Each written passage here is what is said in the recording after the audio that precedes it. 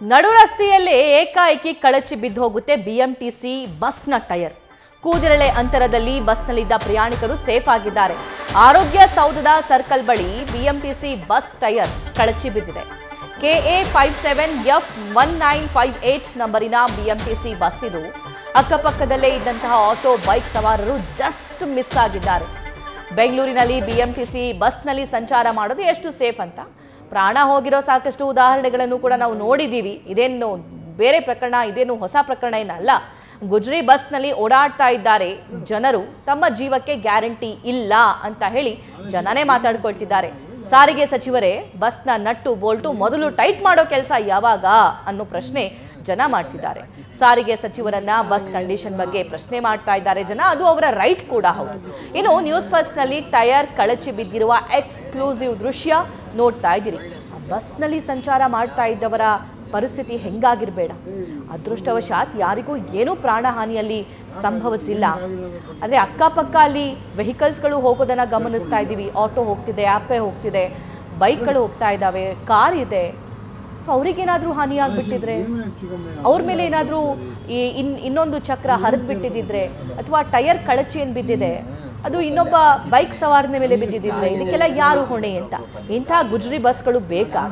ಇದು ಇದ್ರೂ ಅಷ್ಟೇ, ಇಲ್ಲದೆ ಇದ್ರೂ ಅಷ್ಟೇ ಅಂತ ಜನ ಮಾತಾಡ್ಕೊಳ್ತಿದ್ದಾರೆ.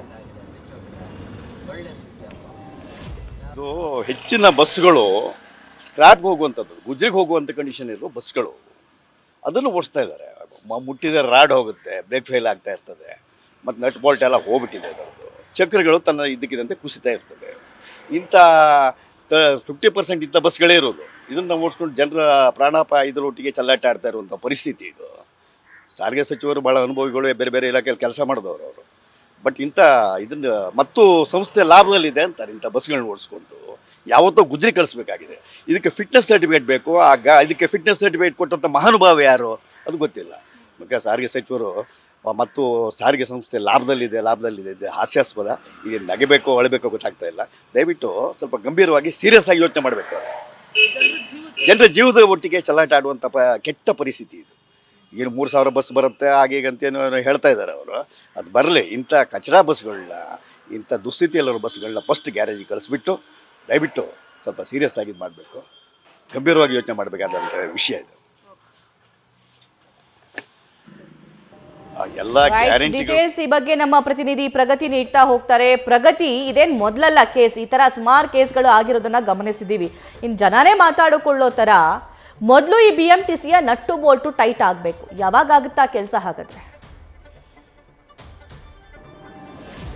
ಸಭಾ ಸದ್ಯಕ್ಕಂತೂ ಆಗುವಂತಹ ಲಕ್ಷಣ ಕಾಣಿಸ್ತಾ ಇಲ್ಲ. ಯಾಕಂದ್ರೆ ಬಿಎಂಟಿಸಿಯಲ್ಲಿ ಓಡಾಡುವಂತಹ ಜನಕ್ಕೆ ಈಗ ಜೀವಕ್ಕೆ ಗ್ಯಾರಂಟಿ ಕೊಡಿ ಅಂತ ಗ್ಯಾರಂಟಿ ಸರ್ಕಾರವನ್ನ ಕೇಳುವಂತಹ ಪರಿಸ್ಥಿತಿ ಬಂದಿದೆ. ಅದ್ರ ಜೊತೆಗೆ ಬಿಎಂಟಿಸಿಯ ಚಾಲಕರಿಗೆ ಫಿಟ್ನೆಸ್ ಸರ್ಟಿಫಿಕೇಟ್ ಇದೆಯಾ ನಿಮ್ಮ ಬಸ್ಗೆ ಅಂತ ಕೇಳಿದ್ರೆ ಅದು ಎಲ್ಲಿದೆ ಅಂತ ಹುಡುಕುವಂತಹ ಪರಿಸ್ಥಿತಿಯಲ್ಲಿ ಕೆಲವು ಬಿಎಂಟಿಸಿ ಚಾಲಕರಿದ್ದಾರೆ. ಅದ್ರ ಜೊತೆಗೆ ಬಿಎಂಟಿಸಿ ಓಡಾಟ ಮಾಡುವಂತಹ ರೀತಿಯನ್ನ ನೋಡಿದ್ರೆ ಅದು ಎಷ್ಟು ರ್ಯಾಶ್ ಆಗಿ ಹೋಗುತ್ತೆ ಅನ್ನುವಂತಹ ದೃಶ್ಯವನ್ನ ಗಮನಿಸಿದ್ರೆ ಈ ಬೈಕ್ ಅಲ್ಲಿ ಹೋಗ್ತಾ ಇರೋರಿಗೆ ಬಿಎಂಟಿಸಿ ಪಕ್ಕ ಹೋಗೋದಕ್ಕೂ ಕೂಡ ಭಯ ಆಗುತ್ತೆ. ಆ ರೇಂಜ್ ಅಲ್ಲಿ ಇವತ್ತು ಬೆಂಗಳೂರಿನಲ್ಲಿ ಬಿಎಂಟಿಸಿ ಬಸ್ಗಳು ಓಡಾಟವನ್ನ ನಡೆಸ್ತಾ ಇರ್ತವೆ. ಇನ್ನು ಈ ಘಟನೆ ಬಗ್ಗೆ ಹೇಳೋದಾದ್ರೆ ಗುರುವಾರ ಬೆಳಿಗ್ಗೆ ಸುಮಾರು 8:45 ಹೊತ್ತಿಗೆ ನಡೆದಿರುವಂತಹ ಘಟನೆ ಇದು. ಒಂದು ಕಡೆ ಆರೋಗ್ಯ ಸೌಧ ಇದೆ, ಇನ್ನೊಂದು ಕಡೆ ಆಸ್ಪತ್ರೆ ಇದೆ. ಅದರ ಜೊತೆಗೆ ಆ ಮಾಲ್ಗೆ ಕನೆಕ್ಟ್ ಆಗುವಂತಹ ಒಂದು ಪ್ರಮುಖವಾದ ರಸ್ತೆ, ಆ ಒಂದು ಸರ್ಕಲ್ ನಲ್ಲಿ ಈ ಒಂದು ಘಟನೆ ನಡೆದಿರುವಂತದ್ದು. ಏನಾದ್ರೂ ಹೆಚ್ಚು ಕಮ್ಮಿ ಆಗಿದ್ರೆ ಅಕ್ಕಪಕ್ಕ ಇದ್ದಂತಹ ಆಟೋ ಮತ್ತೆ ಬೈಕ್ ಗಳೇನಿವೆ ಅಲ್ಲೇನಾದ್ರೂ ಅಪಘಾತ ಆಗಿ ಅವ್ರಿಗೇನಾದ್ರೂ ಹೆಚ್ಚು ಕಮ್ಮಿ ಆಗಿದ್ರೆ ಆಗ ಪರಿಸ್ಥಿತಿ ಏನಾಗ್ತಿತ್ತು ಅನ್ನುವಂಥದ್ದನ್ನ ಊಹಿಸಿಕೊಳ್ಳೋದಕ್ಕೂ ಕೂಡ ಸಾಧ್ಯ ಇಲ್ಲ. ಇದು ಕ್ಲಿಯರ್ ಆಗಿ ಬಿಎಂಟಿಸಿಯ ಏನು ಗುಜರಿ ಬಸ್ಗಳನ್ನ ಗುಜರಿಗೆ ಹಾಕದೆ ಮತ್ತೆ ಮತ್ತೆ ಅದನ್ನ ಯೂಸ್ ಮಾಡ್ತಾ ಇರುವಂತಹ ಎಫೆಕ್ಟ್ ಈ ರೀತಿಯಾದಂತಹ ಘಟನೆ ಮತ್ತೆ ಮತ್ತೆ ಮರುಕಳಿಸ್ತಾ ಇರುವಂತದ್ದು. ಡಿಸೆಂಬರ್ 3ನೇ ತಾರೀಕಿಗೆ ITPL ಇಂದ ಸಿಲ್ಕ್ ಬೋರ್ಡ್ಗೆ ಕನೆಕ್ಟ್ ಆಗುವಂತಹ ರಸ್ತೆಯಲ್ಲೂ ಕೂಡ ಟೈರ್ ಬ್ಲಾಸ್ಟ್ ಆಗಿ ಇಬ್ಬರಿಗೆ ಗಾಯ ಆಗಿತ್ತು. ಅದಾದ್ಮೇಲೆ ಇತ್ತೀಚೆಗಷ್ಟೇ ಹೊಸಕೆರೆಹಳ್ಳಿಯಲ್ಲೂ ಕೂಡ ಅಪಘಾತ ಆಯಿತು. ಆ ಸಂದರ್ಭದಲ್ಲೂ ಕೂಡ ಮೇಲ್ನೋಟಕ್ಕೆ ಬಿಎಂಟಿಸಿ ಚಾಲಕರದೇ ತಪ್ಪಿರುವಂತದ್ದು CCTVಯಲ್ಲಿ ಗೊತ್ತಾಗ್ತಾ ಇತ್ತು. ಅದಾದ್ಮೇಲೆ ಈ ರೀತಿಯಾದಂತಹ ಘಟನೆ ಮತ್ತೆ ಮತ್ತೆ ಸಂಭವಿಸ್ತಾ ಇರೋದ್ರಿಂದ ಪ್ರಯಾಣಿಕರಲ್ಲಿ ಜೊತೆಗೆ ಅಕ್ಕಪಕ್ಕ ಬಿಎಂಟಿಸಿ ಅಕ್ಕಪಕ್ಕ ಓಡಾಡುವಂತಹ ವಾಹನ ಸವಾರರಿಗೆ ಈಗ ಜೀವಕ್ಕೆ ಗ್ಯಾರಂಟಿ ಇದೆಯಾ ಇಲ್ವಾ ಅನ್ನುವಂತಹ ಒಂದು ಏನೋ ಅಭಿಪ್ರಾಯ ಮೂಡ್ತಾ ಇರುವಂತದ್ದು. Sabha, thank you Pragati. News First ನಿರ್ಭೀತಿಯಿಂದ ನಿಮ್ಮ ಪರವಾಗಿ.